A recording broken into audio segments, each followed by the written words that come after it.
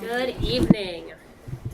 This work session of the ISD 279 School Board is being held in the Forum Room of the Educational Service Center, 11200 93rd Avenue North in Maple Grove on Tuesday, January 9th, 2024. The work session is being audio recorded. The recording will be made available on the district website within 2 business days after the work session has ended. The intent of the school board work session is to allow for school board discussion of topics. Work sessions do not include an opportunity for audience members to address the board. To acknowledge attendance this evening, I'll ask that all present at the table state their name, starting with to my left. Steve Flisk, Assistant Superintendent for the Elementary. Thomas Brooks, School Board Member. John Morstead, Executive Director, Finance and Operations. Kay Bell, Executive Director of Community Relations. Laurel Anderson, Executive Director of Human Resources. Kelly Parpart, Assistant Superintendent for Secondary Schools. Anthony Pattis, Executive Director of Technology. Tom Watkins, Coordinator of Data and Assessment. Jenna Joshua Armstead, Coordinator of Data and Assessment as well. Robin Gonzalez, Director of Learning and Achievement. Brian Bass, Assistant Superintendent for Equity and Achievement. Sarah Mitchell, School Board Member. Brian Severson Hall, Executive Director of Community Engagement. Tamara Grady, School Board Member, she, her, hers.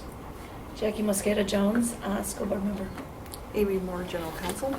Kim Heil, Superintendent. And I, Tanya Prince, School Board Member, am present. The purpose of school board work sessions is to build trust and teamwork, to exchange information, and when applicable, to provide direction in order to facilitate efficient and effective decision-making at regular board meetings.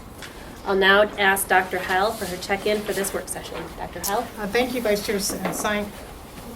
It wasn't James Prince. Vice Chair Prince and our school board members and the members of our cabinet. Good evening. As members of the board in our district may recall, last year we presented the baseline data that we collected for each of our 5 strategic directions. This year we shift to engage in comparison data. This looks like comparing last year's baseline data to this year's progress data. So showing the early influence of high priority initiatives from our operational plan and the key metrics are identified. So this time we have Anthony Patternis, Robin Gonzalez, Tom Watkins, and Jenna Johnsroy Aristad of our data and assessment team will present the comparison data for the vision card for strategic direction D. Robin? Good evening. Yes, always Robin. Good evening, everyone. Thank you for listening again to our vision card presentation. As we move through this, we are really hoping for some feedback as we continue to refine our practices around collecting this data to be transparent about the work that we're engaging in. So tonight we're going to receive information. You're going to receive information on the high priority initiatives for strategic direction D and understand alignment of the operational plan to the vision card data collection.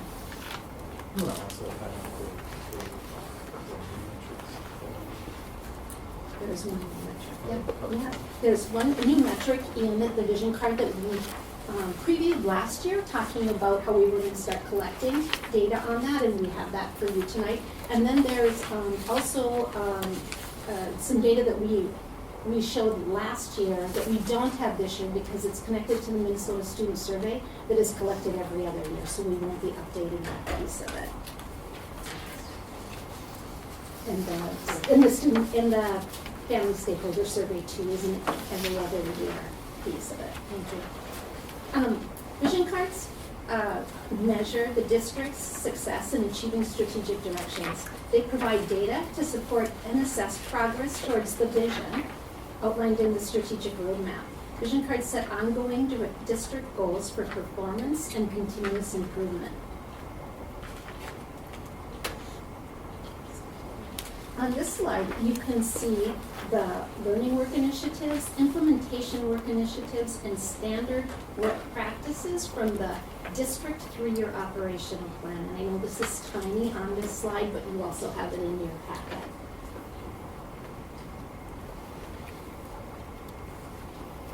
So as I said, tonight we'll be discussing indicators that are currently on the vision card for strategic direction D.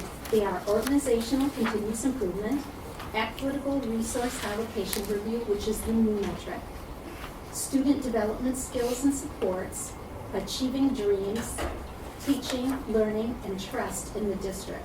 We will not be sharing the data on D3, which is the student development and skill supports, because that is the data that comes from the Minnesota Student Survey, which is administered, as I said, every 2 years. And also, we will not be sharing information on the family stakeholder survey. This is a graphic that you have seen over and over and over again, and we continue to share it because it really highlights what we're doing tonight. We're showing that really big picture satellite data. So this is the data that helps us identify patterns that we need to dig deeper in to identify root causes, to help us identify and address root causes. So again, very high level data tonight, but as we work with sites and talk about their specific data and help them dig down, that's where we get to that map data and the street data so that we can identify what kind of actions need to take place in order to impact our results.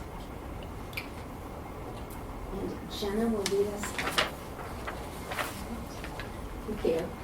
So our first indicator is called organizational continuous improvement. And this is a process indicator, which means we're describing the adult actions that are designed to positively impact our student outcomes. To measure our progress on this indicator, we're using 6 measures. The first measure is from our staff stakeholder survey. One of the scales or group of related questions on the staff stakeholder survey is the teaching and learning scale. The questions on this scale were only asked of staff who indicated they were teachers. This measure indicates the percentage of teachers responding strongly agree or agree to the question. Overall, we can see for the second year in a row that 75% of teachers agreed or strongly agreed overall with the questions on this scale. And this is higher than 2019 and just below the percentage from February 2020, which was just prior to the pandemic. So this slide shows our district results disaggregated by grade range. And the main takeaways from this chart include teachers at early childhood sites have the highest perceptions of teaching and learning on average across the last 3 survey administrations. Perceptions of high school teachers were lower than those of teachers at other grade ranges, but have steadily improved from 2020 to 2023. The highest median ratings of agreement across all grade ranges was on the question, are staff members collaborate to review data and improve student learning at 81%. And the lowest median ratings of agreement across all grade ranges was on the question, my school uses the system to assess and plan staff development to improve student learning at 69%. This slide shows that same district result, disaggregated by race, ethnicity, and gender. The main takeaways from this chart include teachers who identify as Asian, Hispanic, or multiracial had positive perceptions of teaching and learning at the highest rates during our most recent 2023 survey administration over the past 3 years, shown here. Teachers identifying as white, male, or female held perceptions of teaching and learning that remained stable across the 3 years. The highest median ratings of agreement across these groups was on the question, our staff members collaborate to review data and improve student learning at 85%, and the lowest median ratings of agreement across these groups was on the question, my school sets high expectations for all students at 68%. And next I'll turn it over to Anthony to share data on cybersecurity and IT operations. Thank you. Good evening, board members, OSCO team, and community. As I stated last year, technology is an integral part of our organization's work from instruction to operations. Vision Card D reviews our strategic technology work through the aspect of operational continuous improvement. The 2 key areas that align with this work have initiatives in the board's 3-year operational plan are cybersecurity and the delivery of technology services, or IT operations. These 2 areas are critical to ensure our students have the technical resources and a safe digital environment to actualize their daily lived experience. Cybersecurity or information security is managing risks to the confidentiality, integrity, and availability of information using administrative, physical, and technical controls. Mitigating cyber threats consists of technical solutions and building a culture around cyber awareness, as the human element is the greatest threat to all organizations. ASIO has been taking great strides in improving our cybersecurity posture by implementing several strategies. That's one. Thank you. The metrics provided in this card are the current data elements that we are utilizing to understand the impact of our strategic work around cybersecurity. The monitoring report that was discussed at last, the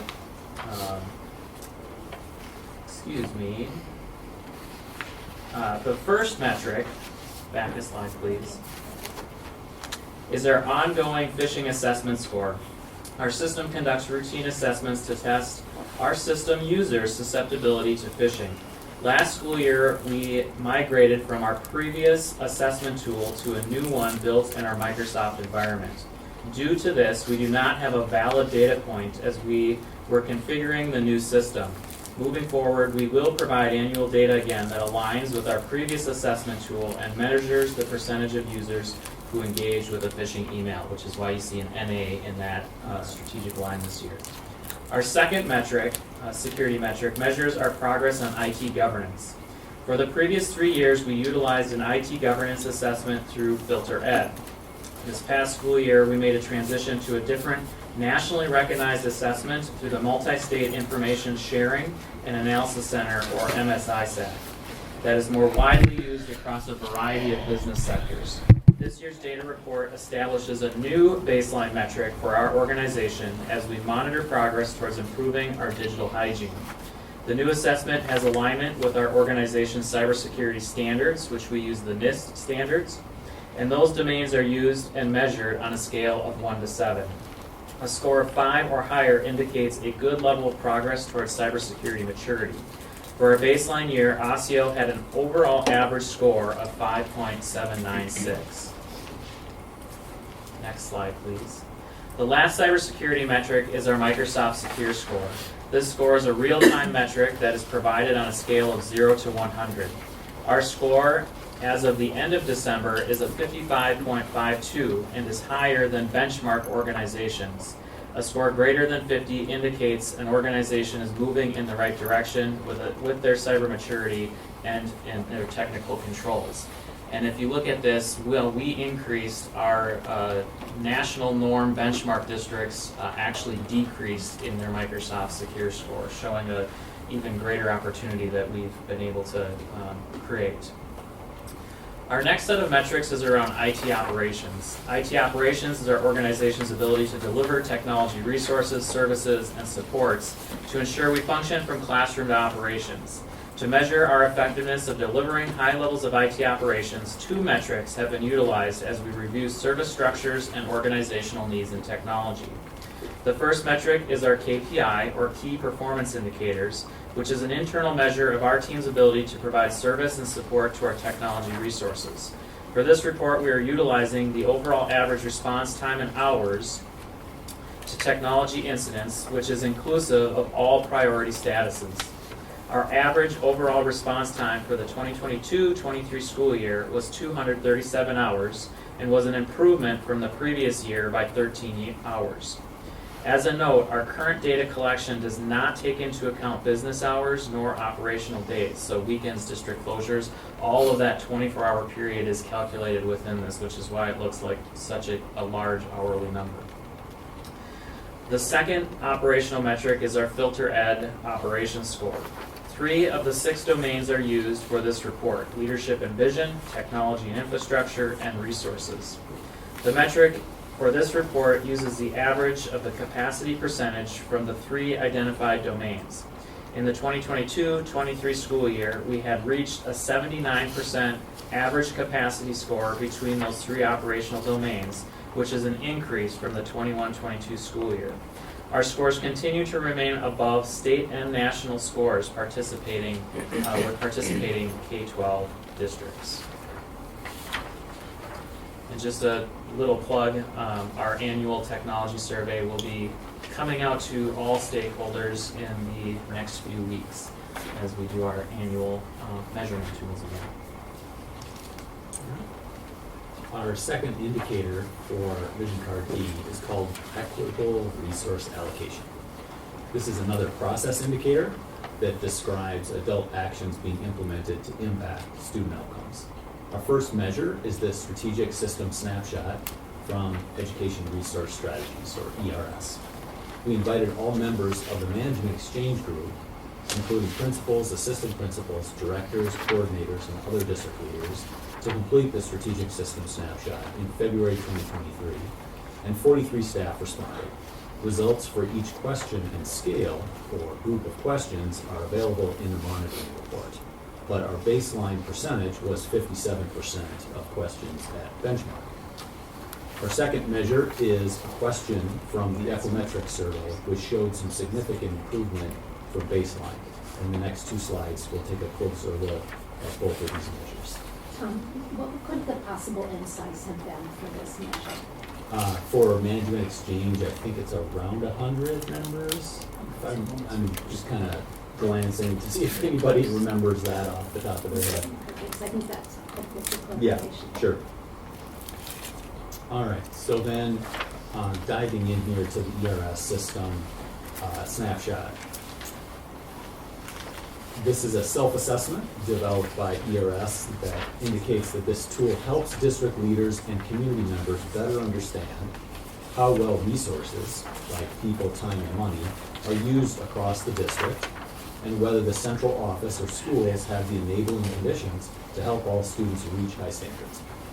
So this chart provides the baseline results from this measure for each scale or group of questions. And this slide may not be in your packet for some reason, I'm not sure. Three themes emerge. First, on our first administration of this measure, each of the 7 scales was in the close to best practices category. Second, the highest perceptions were on standards and instructional resources and on school support. And third, perceptions were somewhat lower on teaching and on funding and portfolio.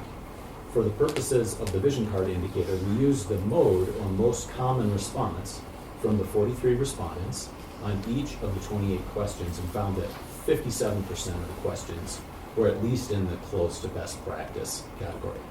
And again, complete results for each question on each scale are available in the monitoring report. And at this point, I'll hand it over to Jen. Thank you. The second metric within this indicator is a survey taken from the taken from the Equimetric survey. The question states, in my organization, resources are dedicated to improving diversity, equity, inclusion, and cultural competency.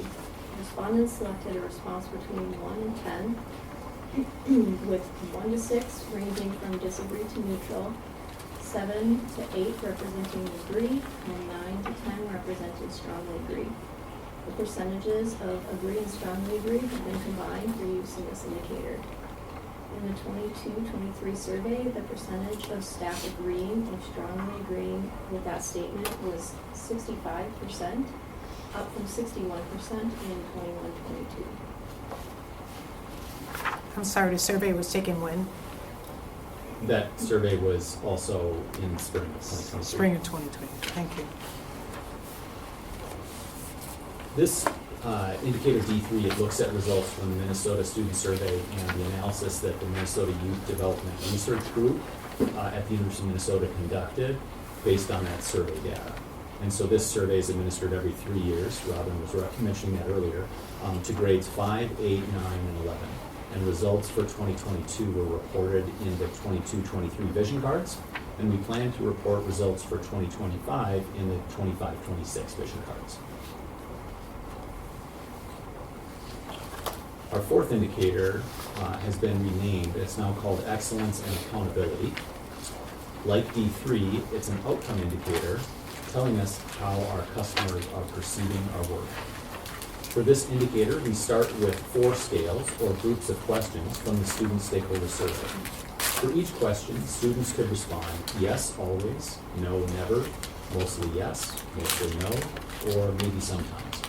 The percentage of students responding yes always, or mostly yes, is referred to as our percent positive. And this will be the percentage that we'll report for these 4 scales. We can see that on each scale, results either increased or were the same as last year. In the following slides, will provide more information. One other note here is additionally, the Family Stakeholder Survey, Innovation, Excellence, Accountability, and Sustainability Scale is used for this indicator, but because the survey is just administered every other year, we want to be doing that, so just reminding you of that. So on the student survey then, looking at these scales, on this and the following charts, the green line, the dotted line, it's kind of hard to see on these charts here, but there's a green line there that represents 4% above the 3-year baseline average, and the orange line is 4% below that average. And here we're looking at students' percent positive on the Achieve Dreams scale.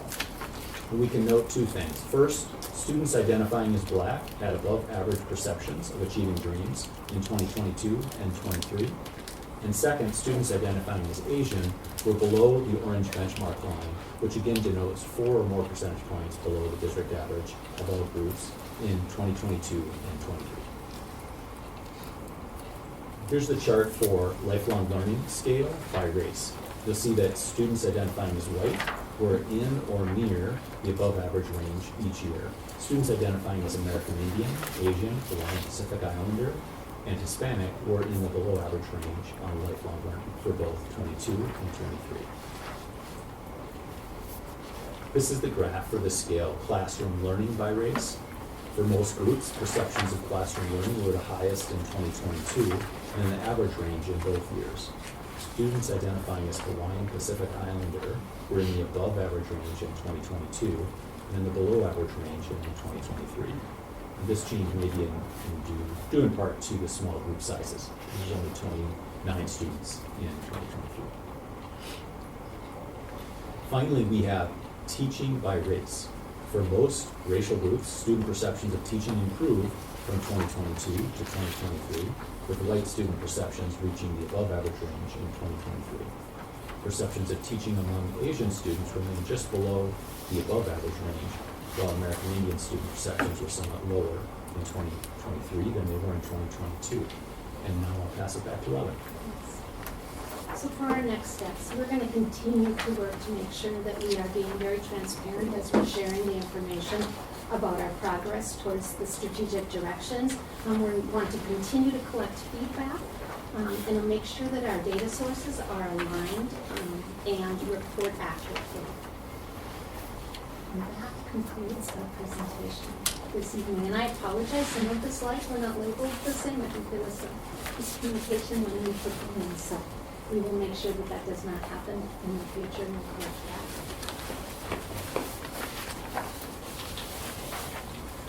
Okay, are there any questions or comments, board members?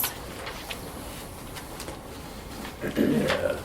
I think just quickly, thank you again for another scorecard presentation and more data.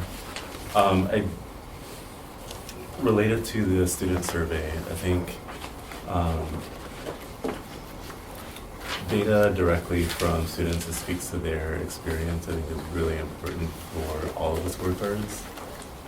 And I understand that we can't do anything about the current timeline of that survey, but wondering if there are opportunities that we can pursue related to like poll surveys or just smaller snippets of information that we can get from students that is directly related to what we're assessing in the scorecards, so that we do have that data on an annual basis and can more quickly intervene or respond. So that was kind of one thought throughout, and I know that's work in itself to have to create additional surveys and administer those, but yeah, I think that's the only one that I have. I think one of the things I'll be looking at over the next year as we get these scorecards is if what we're assessing is practical. Like, it's exciting to have this data, but also wondering if it's too lofty. One of the ones that I was thinking about was the question that was on the slide related to my organization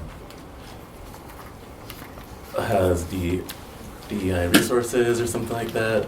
Is there a more direct question that we can ask that staff would have better insight into at like, I have access to diversity, equity, and inclusion resources, or I've been offered DEI learning opportunities, or something more specific versus a staff sort of answering that question and maybe not having insight into what the entire district is doing related to our equity and inclusion priorities.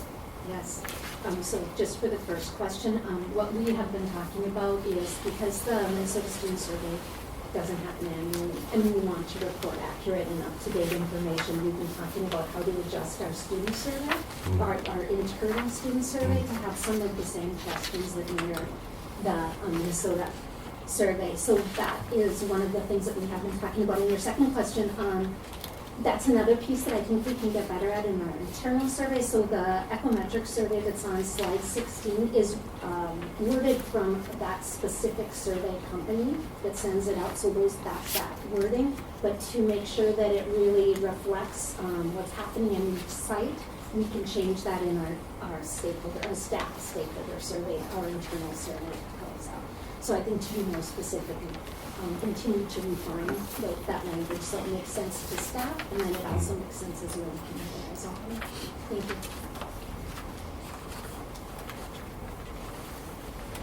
Other questions or comments? I have a couple of questions. On our econometrics study, do we have any indication if it's the same people responding year to year? There isn't really, I should say we've not done a lot with that. Looking at, you're thinking of like longitudinal responses, kind of for same Yeah, it's people? just, I mean, if a big chunk of the people are different than the time before, there's no sense of real growth because it's different perceptions. Gotcha. If that makes sense. Yeah. So that's kind of why I'm wondering on that one. Okay, yeah, that's something we can look at for sure. I mean, I'm not saying you have to do that, but I was just curious. Okay.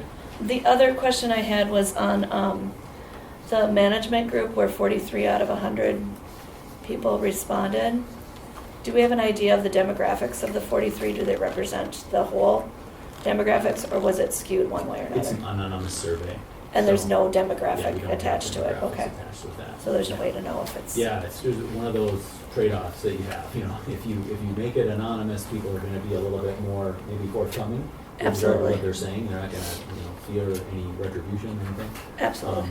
But, yeah, we just don't have that level of demographic that's in there. One thing we are able to see, to your previous question around the econometric survey, is that there is a report that we received there is a section in the report that we received that talks about what, so in terms of the participants, how they're distributed, in terms of their job classification. So we are able to see that we have a larger population of, say, ESPs this year than we did the year before, teachers compared to teachers. So we do have some of that subgroup data, that and then it's also disaggregated by other subgroups as well. So we do see that, but the actual participants In the ERS, individually. we don't, because it's the management group, but in the econometric surveys, as Dr. Bass was talking about, we can see their job, and we can see. Yeah, Yes, it'd be a way to indicators. follow, Mhm. with that. Well, just from a psychological perspective, they're more likely to be the same people because they're the type of people that would be more likely to respond to a survey, right? So I was just curious about that. The last question I believe that I have is, and I couldn't find it again in the report, but there was the lowest score on teacher perceptions on staff development. Yeah. What are our plans on how to tackle that? Slide 8. So I believe it is on, so the, is it slide 8 or slide 9? I wrote it on slide 9, Yep. It's the last one we put. The but I highest couldn't mean find the ratings. specific, It might be in the report. one of the The recording lowest in. median ratings of agreement across all grade ranges was the question, my school uses a system to assess and plan staff development to improve student learning. And that is an exciting answer that I can give you. Because one of the things that we've done this year, and I think we mentioned it at one of the last work sessions, was that we are really working with principals to reimagine learning leaders and really focus on high-quality core instruction. And so that is, we're giving them opportunities to bring back the information that they're learning in those sessions right straight to their staff. So they almost have a professional learning opportunity they can tailor towards their site to really bring that right back.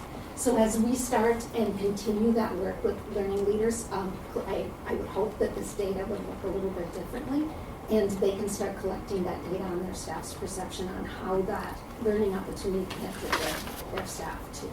Yeah, that'll be, So I'm very excited about that opportunity because the last presentations that we've had, principals have mentioned that they have brought it back to their staff. yeah, I just imagine, concentrating more on principals as learning leaders rather than administrators. Not that they don't have to be both, but, to have that concentration. Then they're jazzed and the teachers are jazzed and then the students are excited. Cool, thanks. That's all I got. Dr. Brady, do you have Just a question for Anthony. I get really excited when I get the email back showing that I actually picked a phishing email, and I'm wondering if we could sort of gamify the entire information, kind of seeing that we got like some prizes or something, For identifying? I mean, you pick 3, you got a little bit of prize. It's just a suggestion. That is definitely something we can look into. I think that's fun. Thank you for the report. So a couple, I think, follow-up items I'm interested in was also looking at on the same page of the teaching and learning scale by grade range.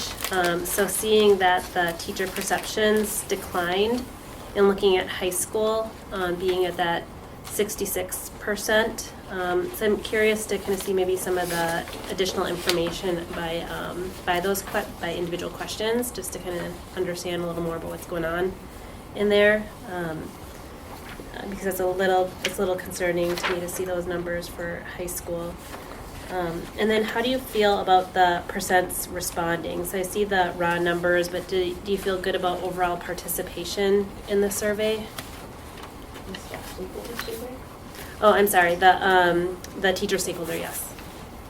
I can't speak to the exact, I think we Yeah, listed it last year. we're around 50%, yeah. Around 50%, okay. Do we, is that kind of what we see year over year, about 50% participation? Yeah, I think it's probably at the highest response rate of our surveys, right? Our teachers tend to give us some good information. Okay.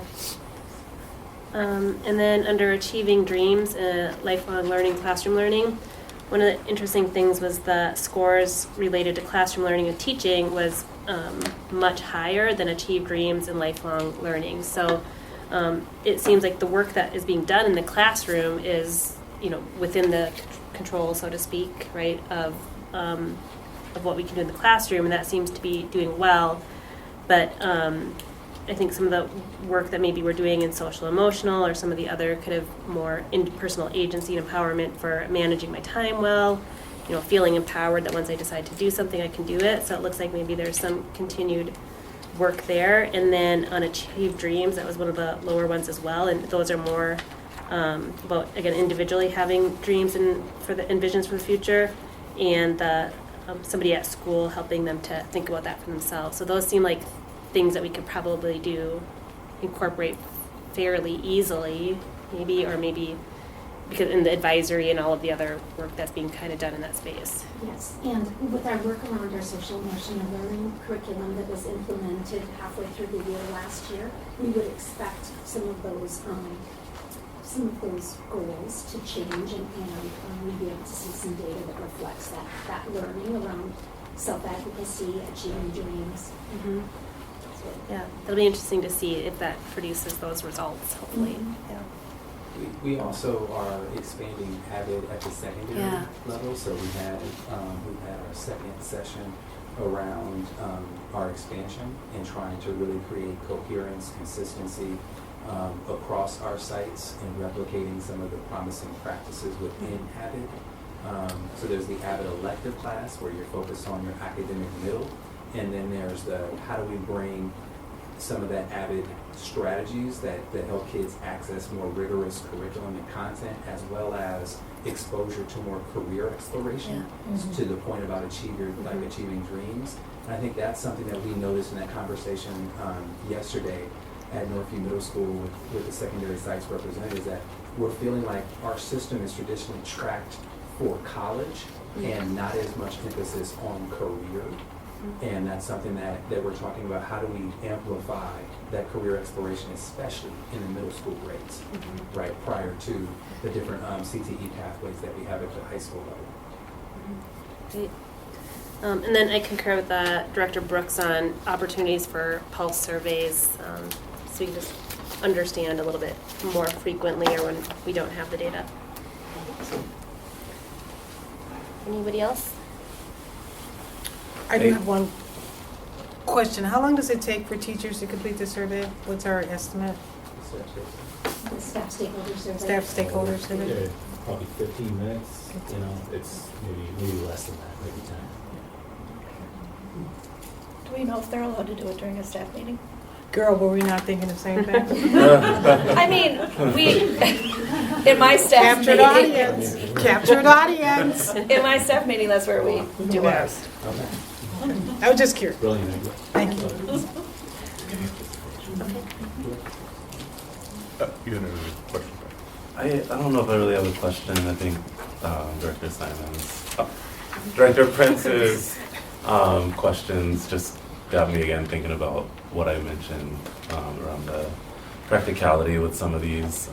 You know, as Brian was explaining, how we tend to be focused on college versus career.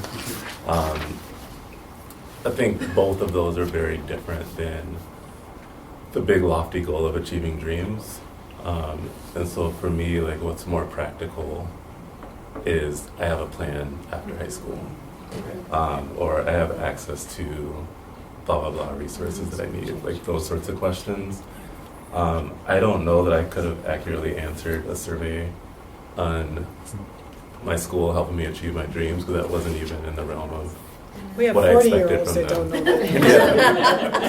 Yeah. So I know it's in our mission, and I'm not arguing about the mission and having that lofty goal. It's just, I just question whether or not it's practical when we're measuring.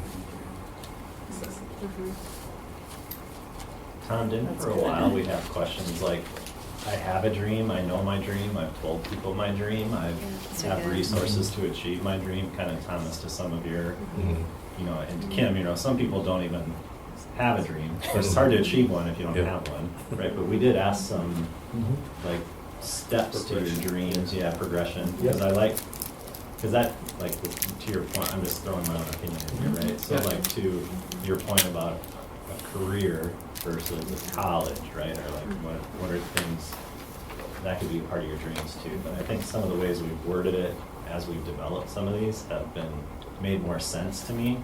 And, you know, same with you, Thomas. Like, I would have had to have someone spell out some of those steps for me to answer that accurately as 10th grade Brian. You know what I mean? Yep. So that's how I think of that when I think of some of our surveys that we're taking. I just add, I think that we need to be mindful of keeping a balanced approach. Surveys are great, it gives us a snapshot, lets us know, pat ourselves on the back, maybe we did more, maybe we need to find out where we need to do more, but at the end of the day, metrics are only going to go so far as tell us what our students are feeling and experiencing. And the work is really, this is sort of like a side hustle of measuring everything, but the work is really with our students.